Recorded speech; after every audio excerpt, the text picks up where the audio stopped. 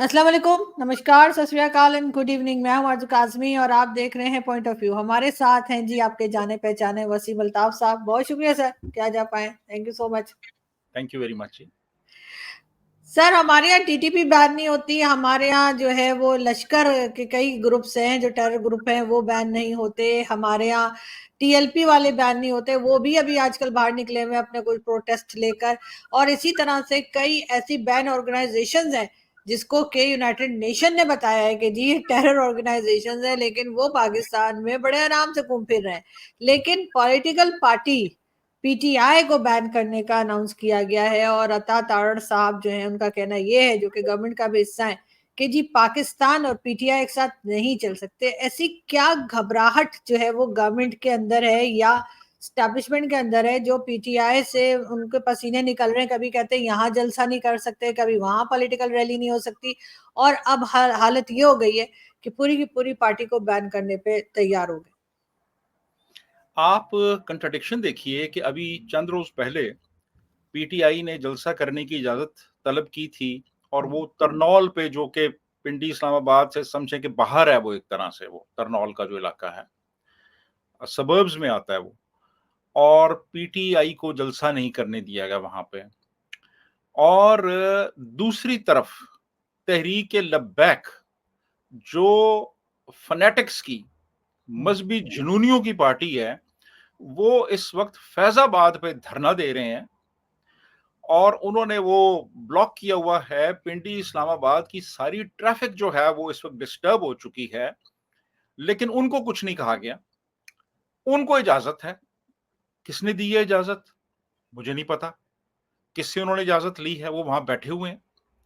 और एक ये भी मैंने देखा कि जी एक पुलिस का आला अफसर जाके उनको थपकी दे रहा है और कह रहा है जी कि बिल्कुल ठीक है जी, आप सही यहाँ पे बैठे हुए हैं, आप हम भी आपके साथ हैं, आप करें जो करना है, रिलैक्स करें, रिलैक्स। ठीक है, ये पुलिस उनको कह रही है जिन्होंने कि एक अमन व अमान की सूरत हाल क्रिएट की हुई है। दूसरी तरफ पीटीआई, जो सबसे बड़ी पॉलिटिकल पार्टी है, 116 सीटें हैं जिनके पास, उनको कह रहे हैं कि बैन करेंगे। अच्छा, अब बैन क्यों करेंगे? बैन किस लिए करेंगे? उस पे कुछ ट्वीट्स भी इन्होंने करवाई मुख्तलिफ सहाफ़ियों से। फिर उसके बाद एक प्रेस कॉन्फ्रेंस की है जनाब वजीर इत्तलात साहब ने, अता तारड़ साहब ने, और उन्होंने कहा है जी कि हम इसको बैन करेंगे। अच्छा, इसके बारे में हम संजीदगी से गौर कर रहे हैं, इसको बैन करने के बारे में। अब बैन जब आप करते हैं ना किसी पार्टी को, तो पहले तो एक एग्जेक्टिव ऑर्डर के जरिए कैबिनेट अप्रूव करती है और आप बैन कर देते हैं। उसके बाद 15 दिन के अंदर आपको सुप्रीम कोर्ट में एक रेफरेंस पेश करना होता है और फिर सुप्रीम कोर्ट डिसीजन देती है कि ये पार्टी जो है ये पक्की, ये बैन हो गई। अच्छा, अब इल्जामात क्या हैं इनके पास जो ये कह रहे हैं जी कि हम इस बुनियाद पे इसको बैन करेंगे? तो पहला जो है वो साइफर का है। अब साइफर केस में इमरान खान बरी हो चुके हैं, यानी इनको शायद ये भी नहीं पता था, वो बरी हो चुके हैं। दूसरा ये कि जी आईएमएफ को ये खत लिखते रहे हैं। अब आईएमएफ को सूबों ने अपने तौर पे खत लिखा है, सूबों की अपनी खुद मुख्तारी है, और सूबे जो हैं वो अगर समझते हैं कि आईएमएफ का प्रोग्राम उनके इंटरेस्ट में नहीं है तो वो लिख सकते हैं। फिर जी फॉरेन फंडिंग का केस है, वो जी उस पे भी एक ये भी वजह बताई जा रही है फॉरेन फंडिंग के केस की। अब फॉरेन फंडिंग का जो केस है उसमें वो इलेक्शन कमीशन वो उसको डिस्पोज ऑफ कर चुका है। जो कोई पैसे ऐसे वैसे थे वो रिकवर भी हो चुके हैं बाकी, और उसमें कोई इशू ऐसा है नहीं। 9 मई का फिर ये कहती है जी 9 मई में इन्होंने किया। अब 9 मई अभी तो साबित होना है। लोग एहतजाज कर रहे थे, वो कोई दहशतगर्द तो नहीं थे जिन पे दहशतगर्दी के मुकदमे बनाए गए हैं, आम लोग थे वो, जो एक एजिटेटेड स्टेट ऑफ माइंड में वो आए और आके उन्होंने एहतजाज किया। जो भी किया उसके बारे में भी कुछ और थेरीज भी हैं, मेरा ख्याल है उसका जिक्र नहीं करते हम। वो भी इल्जाम लगाते हैं जी कि ये इसमें कुछ और लोग शामिल थे।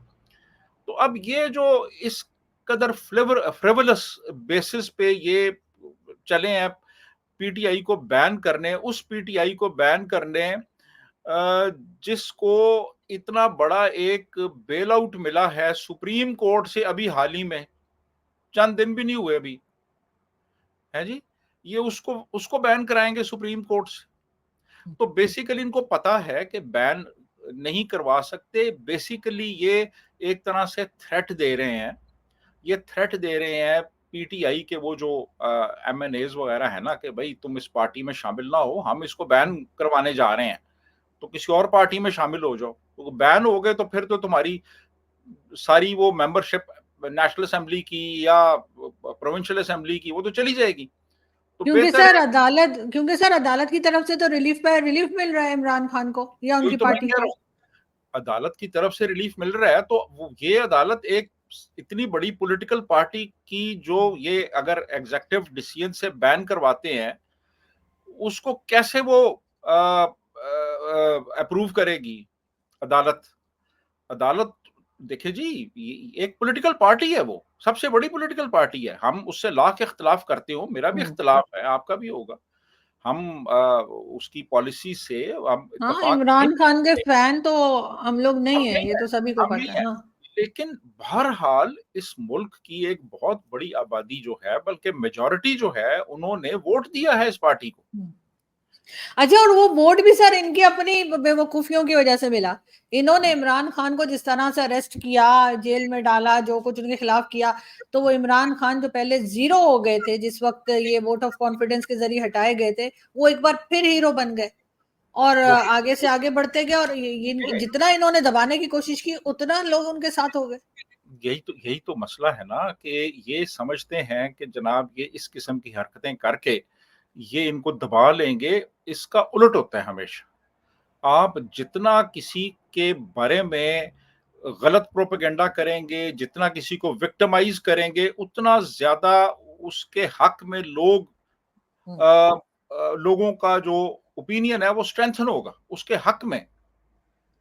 यानी अब आप इद्दत जैसे केस बनाएंगे, तो मैं यकीन करें बहुत से लोगों को जानता हूं जो कि इमरान खान के मुखालिफ थे, वो भी इमरान खान की फेवर करना शुरू हो गए जब ये इद्दत केस सामने आया, कि यार ये क्या कर रहे हैं आप लोग। यानी एक हद तक आप करते हैं जो भी आप कानूनी तौर पे जो कुछ कर रहे हैं आप, ठीक है, लेकिन अब लोगों के बेडरूम्स में घुस के और जनाब वो जी ये इन्होंने जी शादी कर ली, और वो ये पता नहीं ये क्या चक्कर तो इद्दत वो के। तो बहुत ही फजूल चीज थी। यानी मुझे कल फवाद चौधरी साहब के साथ इत्तेफाक हुआ, मैंने शो किया तो वो यही कह रहे थे कि ये हर फीमेल के लिए पाकिस्तान की एक बेइज्जती है जो आपने ये इद्दत केस जो बनाया। ओ यस, ये हर फीमेल के लिए, यानी कल को आप किसी भी फीमेल पे हम्म। आप इल्जाम लगा सकते हैं, और वो अब साबित करती फिर हाँ। उसका वो बदनाम तो हो गई ना वो, यानी उसको आप हम्म। अखबारों में और आप यानी एक पॉपुलर डिस्कोर्स में ले आए, एक इंतहाई हम्म। प्राइवेट चीज को पॉपुलर डिस्कोर्स में बिल्कुल। ले आए। हम्म। तो अब ये जो है, ये इस किस्म की जो हरकतें हैं, यानी लोगों की प्राइवेट लाइव्स को इस तरीके से पकड़ के और उन पे केसेस बनाना, इससे तो पीटीआई ज्यादा पॉपुलर हुई है, और अब आप कह रहे हैं कि उसको बैन कर देंगे। तो मेरा ख्याल ये है कि ये बेसिकली एक थ्रेट दे रहे हैं, और गालिबन ये है कि शायद गवर्नमेंट के ऊपर कहीं से प्रेशर आया है। कहीं से क्या सर, वहीं से जहां से आया करता है कहीं का क्या मतलब है। लेकिन ये जरूर है कि आपके ख्याल से ये गवर्नमेंट भी जाती हुई नहीं दिखाई दे रही। लगता है सुनने में तो यही आ रहा है कि जी ज्यादा दिन नहीं है, जो कुछ कर रहे हैं लेकिन बच ये भी नहीं पाएंगे। ऐसे ही है। देखें, बात ये है कि ये आपको अभी आज क्या तारीख है, आज 16 तारीख है, जी। 14 15 है आज। 15। आज 15 है। आप 15 दिन और इंतजार करें, हम्म। ठीक है, और अगस्त के पहले हफ्ते में जो बिजली के बिल आएंगे, जो बिजली के बिल आएंगे, फिर आप देखिएगा कि लोगों का क्या रिएक्शन सामने आता है। सर मेरा अभी 58,000 से ऊपर का बिल आया सिंगल एक एक मंथ का। 58,500 कुछ है, समझे 59,000 का बिल आया है एक अपार्टमेंट का। इट्स एन अपार्टमेंट, ये भी नहीं कि कोई बहुत बड़े किसी विला में मैं रहती हूँ। तो तब ये हाल है लोगों का कि एक एक मंथ का बिल जो है उनको 60-60 हजार के बिल ये भेज रहे हैं, और उसके बाद समझ रहे हैं कि इनकी बड़ी वाह वाह होगी। मेरे एक दोस्त अभी मुझे बता रहे थे कि वो एक एसी इस्तेमाल किया, 50,000 वो उस पोर्शन का किराया देते हैं, 70,000 बिजली का बिल आया। यानी ऐसा ही आप है। इमेजिन करें कि क्या हो रहा है यहाँ पे। और फिर देखें, दूध और दूध की जो प्रोडक्ट्स हैं, ये दही वगैरह, ये घी, ये सब महंगे हो गए हैं। हर चीज, दवाइयां महंगी हो गई हैं, हर चीज के ऊपर तो इन्होंने सेल्स टैक्स लगा दिए। बिल्कुल। तो अब कहने का मतलब ये है कि लोगों को अभी अभी समझ आना शुरू हुई है। चंद दिन और इंतजार करें, फिर जरा ठीक तरह से समझ आ जाएगी, तो फिर उसके बाद डिसीजन होगा कि ये इन्होंने रहना है कि नहीं रहना। मैं आपको सच्ची बात बताऊं, लेकिन सर ये तो हम बहुत पहले से सुन रहे हैं, इलेक्शंस के टाइम से सुन रहे हैं कि शहबाज शरीफ साहब को सिर्फ बजट और आईएमएफ के लिए लाया गया है, और बजट आईएमएफ के बाद जो है इनका चल चलाओ है। तो ये दोनों चीजें तो हो गई हैं, लेकिन बात सारी ये कि अगर कोई नई गवर्नमेंट आती है या नया प्राइम मिनिस्टर भी अगर आ जाता है, वो इन सब चीजों को कैसे संभाल पाएंगे? इनके पास कोई प्लान है? कोई प्लान ए, कोई प्लान बी, कोई प्लान सी, कुछ कुछ दिखाई दे रहा है इनके पास आपको? किसी के पास कोई प्लान नहीं है। ना प्लान ए है, ना बी है, ना सी है, किसी के पास। यानी जो लाए जाते हैं और जो लाने वाले हैं, किसी के पास कोई प्लान नहीं है। ये बिल्कुल इस वक्त जो पूरी आपकी रियासत है ना, ये ऑटो पायलट के ऊपर चल रही है। ये एक ऐसा हवाई जहाज है जिसका पायलट ही नहीं है, वो ऑटो पायलट पे लगा हुआ है वो। और वो जहाज उड़ रहा है, और कहाँ जाएगा, उसकी मंजिल क्या है, उसका रास्ता क्या है, उसमें कितनी देर का फ्यूल है, ये नहीं पता किसी को। और वो उड़ रहा है जहाज। तो सर वो तो जो ये दावे कर रहे थे कि पता नहीं कौन कौन सी कंट्रीज जो है वो इन्वेस्टमेंट लेकर आ रही हैं, कोई 30 बिलियन ला रहा था तो कोई 45 बिलियन ला रहा था, वो सब कहाँ गए? किसी ने भी कुछ भी नहीं दिया अभी तक। हम्म। अभी तो आईएमएफ का जो स्टाफ लेवल एग्रीमेंट हुआ है, अभी उसमें एक बहुत कड़ी शर्त उन्होंने रख दी है। और वो कड़ी शर्त ये है कि हम इसको तब अप्रूव करेंगे, ये जो $7 बिलियन का लोन है, जब पाकिस्तान के जो दूसरे पार्टनर्स हैं वो एश्योरेंस देंगे कि हम भी पाकिस्तान की फाइनेंशियल एक तरह से हेल्प कर रहे हैं, हम भी लोन दे रहे हैं। यानी मतलब ये कि सऊदी अरेबिया और यूएई ये भी एश्योरेंस देंगे आईएमएफ को कि हम भी पाकिस्तान को लोन्स देंगे, तो फिर उसके बाद हम इसको हमारा जो हायर बोर्ड है वो इसको अप्रूव करेगा। यानी जो एग्जेक्टिव बोर्ड है उनका, अभी तो स्टाफ लेवल पे हुआ है एग्रीमेंट। अभी जो उनका हायर बोर्ड है, हायर एग्जेक्टिव बोर्ड है, उसने अप्रूवल देनी है। और वो तब देगा कि जब सऊदी अरेबिया और यूएई अप्रूवल दें, वो एश्योरेंस देंगे कि हम भी कंट्रीब्यूट करेंगे, हम भी देंगे पाकिस्तान को इमदाद। तो अब ये देखें, अब ये मतलब ये कि कोई आसान शर्त नहीं है ये। उन्होंने तो कुछ भी अभी तक तो कुछ नहीं दिया ना उन्होंने। आए हैं, दौरे करके चले गए हैं। सऊदी भी यहाँ पे वो, हम्म। आपको पता है, बिजनेसमैन आए थे। फिर ये बड़े अरसे से ये कह रहे थे जी वो जी प्रिंस सलमान आ रहे हैं, वो तो आज तक नहीं आए। आने का कोई इम्कान भी नजर नहीं आ रहा। चीन का तो एक जूनियर वजीर आया था, वो कोई फेरा लगा के यहाँ पे चला गया यहाँ पे। तो सर तो ये जो बड़े दावे करते हैं कि इस्लामिक कंट्री के, जी हम बड़े कोई वो चौधरी हैं हम इस्लामिक कंट्री के, वो जो ओआईसी एक बना के रखी है, तो ये इस्लामिक कंट्री मिलकर पाकिस्तान का कर्जा क्यों नहीं उतार देते आपके ख्याल से? इन्होंने कहा तो होगा, ट्राई वो तुम्हारी होगी, ट्राई ट्राई करना तो हर एक का राइट है। बड़ा बड़ा लाडला है ना पाकिस्तान इन सब का, है, गोद में लेके खिलाते हैं। तो कर्जा भी उतारेंगे क्यों भाई? वो क्यों उतारे? उनको क्या जरूरत है जी? उनको क्या पड़ी है कि वो पाकिस्तान का कर्जा उतारे? यानी पाकिस्तान जो है वो उसकी क्या हैसियत क्या है, उसकी अहमियत क्या है पाकिस्तान की उनके नजदीक? हम तो पहले ही वो उनसे भीख मांगते हैं। हर तीसरे चौथे पांचवें महीने यहाँ से कोई ना कोई चला जाता है, और उनको जाके कहते हैं यार कि हमें को पैसे थोड़े से दे दो। तो ये मसला इस तरह हल नहीं होगा। ये और सर बड़ा चाइना, ये तो बहुत बार हमारे जो वहां से इंडिया से जो हमारे लोग ज्वाइन करते हैं, पैनलिस्ट होते हैं या दोस्त होते हैं, वो भी कहते हैं कि भाई आप तो चाइना के बड़े नजदीक है, चाइना बड़ा आपका दोस्त है, आसमान से पता नहीं, पहाड़ों से ऊंचा, समंदर से गहरा, शहद से मीठा। वो क्यों नहीं पाकिस्तान को इतना पैसा दे देता कि पाकिस्तान का ये लोन वोन लेने वाला इशू जो है खत्म हो जाए। आखिर देखें ना, ये सारा कारोबार होता है, ये नेशनल इंटरेस्ट होते हैं मुख्तलिफ मुल्कों के, वो तो सबसे पहले अपना नेशनल इंटरेस्ट देखेंगे ना। ये लेकिन सर वो कोई हमारा दोस्त तो नहीं है ना, वो तो हमारा, मुझे तो बॉस लगता है चाइना, क्योंकि हम हर वक्त तो उसके आगे खड़े रहते हैं कटोरा लेके। सच कोई दोस्तियां नहीं होती इंटरनेशनल रिलेशंस में, ना दोस्तियां होती हैं ना दुश्मनियां होती हैं। इंटरेस्ट्स होते हैं, नेशनल इंटरेस्ट्स होते हैं, वो बदलते रहते हैं, उसके साथ साथ पॉलिसीज बदलती रहती हैं। तो चाइना जो है उसको एक तरह से हमारी ज़रूरत रही है, यानी उसको एक पूरा एक रूट चाहिए था ये गवादर तक, वो उन्होंने इन्वेस्टमेंट की इसमें, उनको वो मतलूबा नताइज नहीं मिले। तो अब वो, और फिर उनको सिक्योरिटी नहीं मिली जो सबसे बुनियादी चीज़ होती है। अब जब आपको सिक्योरिटी भी ना मिले, आपकी पॉलिसीज को भी प्रॉपर तरीके से इम्प्लीमेंट ना किया जाए, यहाँ पे लोग रोड़े अटकाएं, चाइनीज देखे ना, सी पैक भी तो अभी बंद पड़ा हुआ है ना इस वक्त, कोई काम वाम नहीं हो रहा उसके ऊपर। तो अब जब ये पॉलिसीज होंगी इस तरह की, तो वो फिर वो भी पीछे हट जाएंगे ना थोड़ा सा। तो वो अभी वो इतना ज्यादा वो सीरियस नहीं है इस हवाले से। सबसे पहले तो वो कह रहे हैं जी कि ये आप जो है ना अपनी लॉ एंड ऑर्डर सिचुएशन और जो ये टेररिज्म है, इसका आप पहले सद्देबाब करें, तो फिर आप हमारे पास आएं। यही वो चाइनीज मिनिस्टर कह के भी गया है इनको।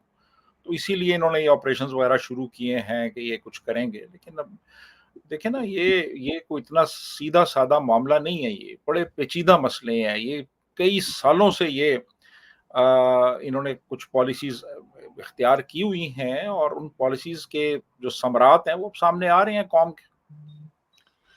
तो सर इनको समझ में नहीं आ रहा कि इनकी फॉरेन पॉलिसी जो है वो भी गलत है और ये सही नहीं जा रहे हैं।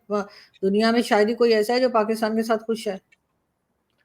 असल में वो जो फॉरेन पॉलिसी बनाने वाले हैं ना, वो अक्ले कुल हैं, वो उनसे ज्यादा कोई नहीं जानता। हम्म। और अब वो अब जिस किस्म की पॉलिसीज वो बनाते रहे हैं, अब तक बना रहे हैं, उनके नतायज आप देख लें कि आज पाकिस्तान पूरी दुनिया से कट ऑफ हो चुका है। हमारा कोई दोस्त नहीं है, हमारा कोई दोस्त नहीं है इस वक्त।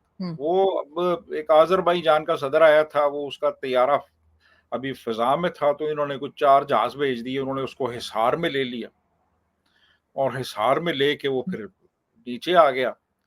तो वो बड़ा खुश हुआ होगा। अब वो उसने आजरबाईजान तो खुद जो है वो कर्जों के ऊपर चल रहा है, वो आपका दोस्त हो गया तो क्या होगा।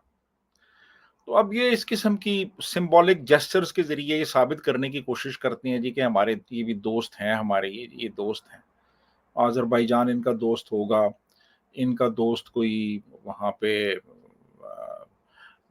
गिनी बिसाओ होगा, कोई लेकिन एक। सर अफगानिस्तान, भारत या ईरान, इवन चाइना, ये हमारे दोस्त नहीं है। चाइना भी दोस्त तो नहीं लगता। नहीं नहीं, ये कोई भी दोस्त नहीं है एज सच। आप अब आप देखें इस वक्त जो लेटेस्ट न्यूज सुनने में आ रही है वो ये है कि इंडिया तो आ ही नहीं रहा, जो इन्होंने यहाँ पे चैंपियंस ट्रॉफी करवानी है क्रिकेट की, उसमें नहीं आ रहा। अफगानिस्तान ने भी कह दिया कि हम भी नहीं आ सकते। ठीक है जी, दो आपके हमसाए जो हैं, करीबी हमसाए हैं, जिनसे आपकी सरहदें मिलती हैं, वो तो क्रिकेट मैच खेलने के लिए भी नहीं आना चाहते। तो बाकी बांग्लादेश से तो वैसे आपकी वो ऑलरेडी आपकी असेंबली ने करारदाद पेश की थी उनके खिलाफ। वो जो उन्होंने एक्शन लिया था वो 1971 में जिन लोगों ने एट्रॉसिटीज की थी, उनको उनके खिलाफ जब एक्शन लिया गया, उनको फांसी पे चढ़ाया गया, तो हमारी कौमी असेंबली ने करारदाद पेश की थी बांग्लादेश की हुकूमत के खिलाफ। तो अब जब ये इस किस्म की हरकतें आप करेंगे जी, श्रीलंकन आपके मुल्क में इस तरह से दहशतगर्दी का निशाना होगा, आपका क्या ख्याल है कि इसके असरात नहीं होंगे? बिल्कुल। ईरान के साथ वैसे ही आपके ताल्लुकात दुरुस्त नहीं है। अफगानिस्तान के का तो आपको पता ही है, वो ऑलरेडी वो खासी टेंस सिचुएशन है इस वक्त वहां पे। मुल्क के अंदर हालात ठीक नहीं है, बाहर तो आप रहने। बाहर तो क्या ही होगा। हाँ हाँ, बिल्कुल। तो बहुत ही हालात इस वक्त जो हैं वो खराब हैं, और इन खराब हालात में अब आप चाहते हैं कि हालात मजीद खराब हों, अब आप पॉलिटिकल पार्टीज को बैन करेंगे। अभी मैं सर आई हूँ, मैं गई थी वो टर्किश एम्बेसी के अंदर, कोई इवेंट था, वापस आते हुए सरीना, और खैर एम्बेसी में था, सरीना वाली रोड से आई हूँ, हर तरफ कंटेनर ही कंटेनर भरे पड़े हैं। ये दोबारा ले आए कंटेनर, इनको डर है कि ऐसा ना हो पीटीआई वाले बाहर आ जाएं या कोई कॉल वॉल कर लें, जैसे होता है ना प्रोटेस्ट कॉल हो जाए, तो कंटेनर्स इस्लामाबाद पहुंच गए हैं। कंटेनर्स पहुंच गए हैं, और ये देखें, ये मुझे समझ नहीं आ रही कि ये टीएलपी वाले जो हैं ये किसकी इजाजत से यहाँ पे फैजाबाद में पहुंचे हैं, भाई लोग की। और इनका मकसद क्या है और उन्होंने करना क्या है। सर ये तो भाई लोग के हैं, भाई लोग कहते हैं तो ये आ जाते हैं, भाई लोग कहते हैं चले जाते हैं। तो अब भाई लोग क्या चाहते हैं, अब मुझे ये समझ नहीं आ रही कि इनके क्या इंटेंशंस हैं, इनकी ये क्या करना चाह रहे हैं, ये इन लोगों को यहाँ पे ला के, ये मुझे बिल्कुल समझ नहीं आ रही इस वक्त कि ये वो यकीनन किसी गलत मकसद के लिए ही लाए गए हैं, और कुछ ना कुछ गड़बड़ के लिए ही लाए गए हैं, क्योंकि इनसे किसी अच्छे काम की उम्मीद तो नहीं हो सकती टीएलपी वालों से। ये कोई किसी का भला करने के लिए तो ये कभी नहीं आते। तो ऐसे। इसलिए लग यही रहा है कि कुछ ना कुछ जो है वो लोगों को थोड़ा सा एहतियात करनी पड़ेगी, कुछ ना कुछ चक्कर है जिसके लिए इनको यहाँ पे बिठाया गया है लाके। और अब भी जो है पीटीआई को भी अनाउंस कर दिया इन्होंने कि जी हम बैन करने लगे, तो यकीनन पीटीआई की तरफ से भी कुछ ना कुछ होगा। तो देखते हैं सर किस तरह से चीजों को लेके चलते हैं। बहरहाल काफी टेंस माहौल है इस वक्त। ये बहुत भी शुक्रिया जी। जी जी। ये भी मुमकिन है, ये भी मुमकिन है कि इनको लाने का मकसद ये हो कि गवर्नमेंट को कहा जाए इसको बैन करो, नहीं करते तो हम इनको छोड़ रहे हैं यहाँ से, ऐसा ही है, यही लग रहा है, हम इनको यही यहाँ लग रहा से है। रवाना कर रहे हैं फैजाबाद से, हम्म। और गवर्नमेंट जो है वो कंटेनर ले आई हो कि यार कम से कम इनसे तो हम अपने आप को बचा लें। यानी कंटेनर तो पहली फुर्सत में ले आते हैं ये। यानी इतनी इतने ड्रामे बैक वक्त चल रहे हैं ना, इतनी फिल्में बैक वक्त चल रही हैं कि आपको समझ नहीं आ रही कि स्टोरी क्या है। हाँ।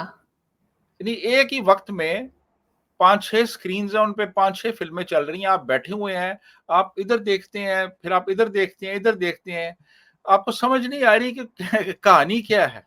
बस एक चीज कॉमन है, वो ये कि जितनी फिल्में अभी चल रही हैं सब कॉमेडी हैं।